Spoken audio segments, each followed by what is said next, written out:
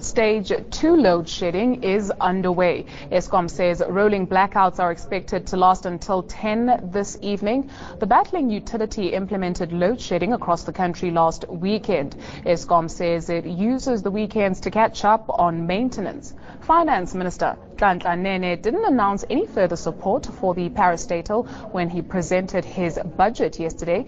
In October, government confirmed Eskom would receive a 23 billion rand cash injection. Now, the Finance Minister yesterday acknowledged the nationwide frustrations caused by the electricity shortage.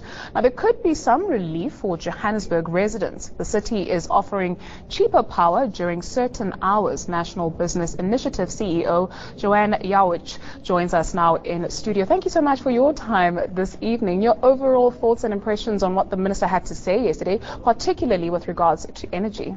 Okay, afternoon. And I think that what the Minister said about energy was a mixture of bad and good, as most things are.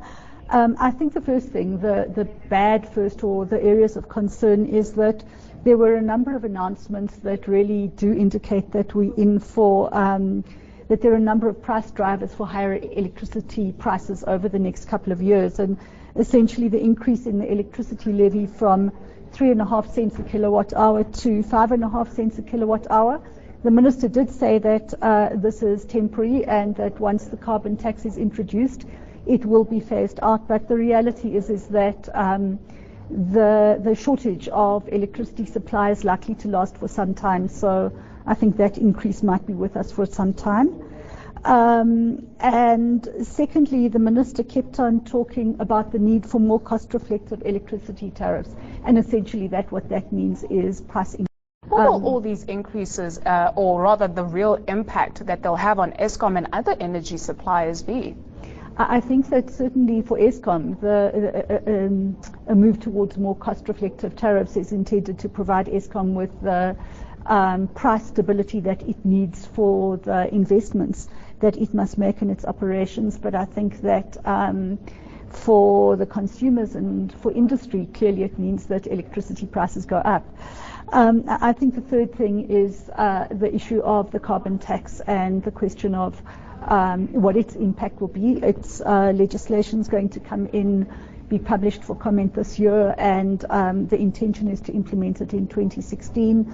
And I think there as well, because Eskom is likely to pass the impact of that onto the consumers again, I think there is a concern about rising prices. On the consumer focus, the city of Joburg is trying to make consumers' lives a little bit easier. This electricity according to the day of use and charging you according to the time of day that you use electricity. What does that mean? Okay, I think that where we sit with a country that doesn't have enough electricity, and in the residential areas in particular, electricity is used at peak hours. So we use electricity early in the mornings and in the evenings. And a lot of our challenges about managing supply in a situation where there is a constraint on that is that those peaks then demand huge electricities available for a short period of time.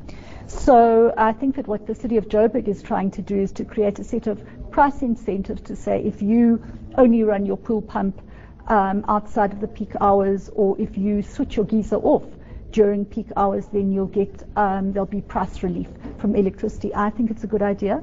Like it or not, as a country, we historically use electricity, and being able to cut back on non-essential uses during peak hours can only have a beneficial impact on the country, because I think that fundamentally what we want to ensure is that we don't need to load shed in the way that we are at the moment. Will this at all affect prepaid electricity users? Because it is a time of use tariff, it's not about how you pay, it's about when you use it. Yes, it will. So I think that's potentially a good thing. And there's a lot of value, and they're very easy ways for consumers and for industry and the commercial sector to reduce the electricity usage.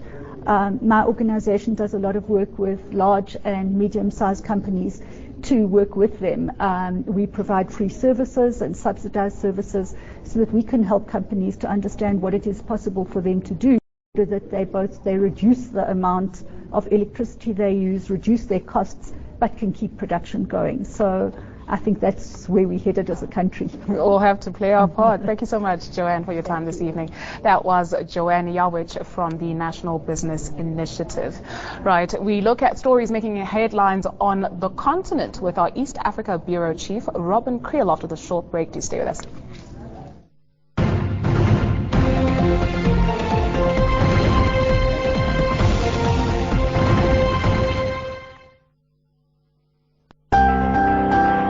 Businesses aren't looking for a part-time bank. They want one that's either in or out. What's really important is who's there, standing beside you, ensuring that the challenges ahead are never greater than the support behind you. Whatever your needs, we'll be there, opening doors for you.